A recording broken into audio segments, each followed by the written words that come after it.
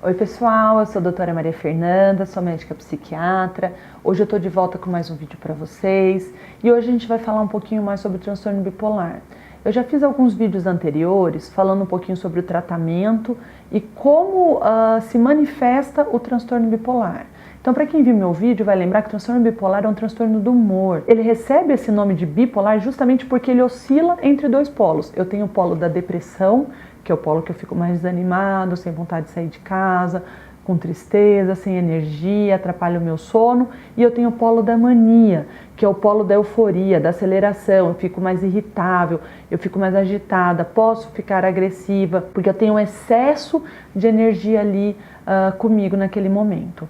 Então, sabendo disso, uma pessoa que tem um transtorno bipolar e teve um episódio de depressão ou de mania, ela consegue evitar? Tem algo que ela possa fazer que diminua a chance dela ter uma nova crise? Assim como eu tenho às vezes um parente com transtorno bipolar e eu tenho medo de repente desenvolver a doença. Será que tem algo que eu possa fazer também que me previna ou que me proteja do desenvolvimento? Bom, para eu conseguir responder isso para vocês, eu vou fazer uma analogia com o infarto que eu acho que vai ajudar vocês a entender um pouquinho mais. Então, assim, o infarto, a gente sabe que ele não começa naquele momento que a pessoa teve a dor no peito, né? Ele começa com uma pessoa que tem geralmente uma diabetes, ou já tem uma pressão alta, ou já tem hábitos de vida que contribuíram para isso, ou ele fuma, ou ele é sedentário, ou ele tem hábitos de vida muito estressantes, ou ele tem uma carga genética, ou seja, para uma pessoa chegar àquele momento de ter a dor no peito e desenvolver o infarto, a veia dele de fato ficar entupida e ele ter a dor do infarto, isso daí é resultado de uma vulnerabilidade e dos hábitos de vida que ela teve até aquele momento. E assim também é com o transtorno bipolar. Então, o episódio maníaco que a pessoa com transtorno bipolar apresenta, ele é um ponto na história de uma doença.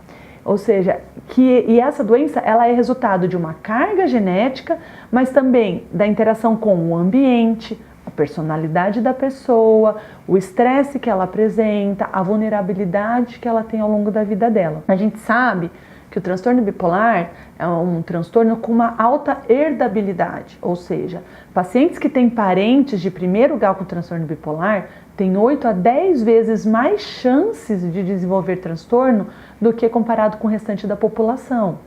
E são vários genes que vão contribuir para esse desenvolvimento, não é apenas um gene que está envolvido. A gente sabe também que os fatores ambientais influenciam demais. Pessoas com transtorno bipolar geralmente têm uma história de ou maus tratos na infância, ou abuso emocional, abuso físico, de negligência de cuidados, assim como pacientes com transtorno bipolar que tiveram história de bullying na escola no passado, eles costumam ter quadro mais grave também. Aqui no Brasil, o tempo médio de desenvolvimento do transtorno bipolar é em torno de 11 anos. Isso é muita coisa. O que eu quero dizer? Entre o primeiro sintoma que a pessoa teve, até toda a evolução, as crises, e ela chegar num consultório médico de um psiquiatra e ser diagnosticada e começar o tratamento, eu tenho 11 anos de espaço nesse período. E é um tempo muito grande. O que eles notaram? Assim como no infarto, eu tive a dor no peito hoje, mas eu tive hábitos, eu fui apresentando sintomas lá atrás que me mostravam que eu começava a subir escada, eu fui ficando cansado, eu comecei a ficar cada vez mais estressante. Se eu me irritava muito, eu sentia uma dor leve no peito. Como eu já tinha alguns sintomas antes de ter o infarto em si, é a mesma coisa com o transtorno bipolar. O paciente começa a ter algumas alterações antes da crise mais grave, mais aguda. Então a gente nota que é muito comum que os pacientes tenham labilidade do humor, ou seja, eles oscilam facilmente o humor, ou ficam mais deprimidos, já vêm com uma depressão leve arrastada já há algum tempo. Ou então ficam mais impacientes ou mais agitados, começam a ter distúrbios do sono, dormir menos ou mais do que deveriam. Então, os sintomas, eles podem estar presentes ao longo da vida, sinalizando que já tinha um processo psicopatológico em curso, sinalizando que era uma doença que veio chegando aos pouquinhos até que ela apareceu na crise aguda. Sendo assim, Para a gente conseguir tratar aqui o presente, eu tenho que tratar a crise, eu vou tirar da crise, isso é muito importante, mas eu não tenho que olhar só para o presente, eu tenho que olhar para o passado também, para conseguir prevenir novos episódios. Então, o pródromo, que é essa fase que antecede a crise aguda, ele serve também para eu prevenir. Se eu tenho um transtorno bipolar e eu noto que eu estou dormindo menos, que eu comecei a ficar mais irritado, que as pessoas estão reclamando que eu estou discutindo mais vezes, eu começo a notar que eu estou brigando mais no trânsito, ou que eu comecei a recusar cada vez mais convites de pessoas para sair. Se eu começo a notar que eu estou com um funcionamento diferente do meu habitual, eu já vou buscar o meu psiquiatra, eu vou conversar. Eu não preciso esperar a crise aguda acontecer para eu ter que estar buscando o psiquiatra, porque aí o psiquiatra consegue, ou através de ajuste na dose, ou através de terapia, através de algumas outras orientações, a gente pode conseguir prevenir ou evitar que a segunda crise aconteça. Assim, eu posso tanto prevenir quanto atrasar ou até diminuir a gravidade do próximo episódio. Outra coisa que eu vou conseguir ajudar é, quando a gente tem um episódio de mania, a gente tem uma toxicidade cerebral, ou seja, a mania ela é tóxica para o cérebro, ela atrapalha o meu raciocínio, eu fico depois de um tempo com raciocínio lento, com a memória prejudicada, com a atenção, concentração, ou seja, a minha função executiva é prejudicada. Se eu consigo anteceder a crise e atuar antes dela acontecer, a chance de eu ter essa toxicidade é muito menor também. E aí, como que a gente faz então para tratar ou evitar, né, esse pródromo? Como que a gente faz?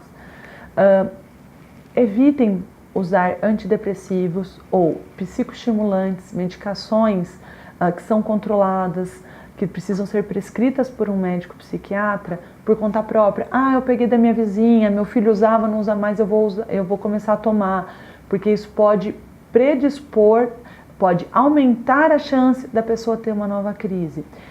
Promova a saúde mental.